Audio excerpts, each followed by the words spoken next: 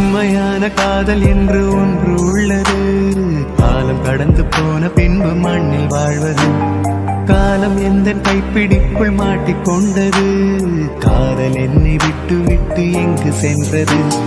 கடவுள் வந்து பூமி மீது வாழும் போதிலும் காதல் தோல்வியாகும் போது சாக தோன்றிடும். காதலின்றி பூமி மீது வாழ நேர்ந்திடும்.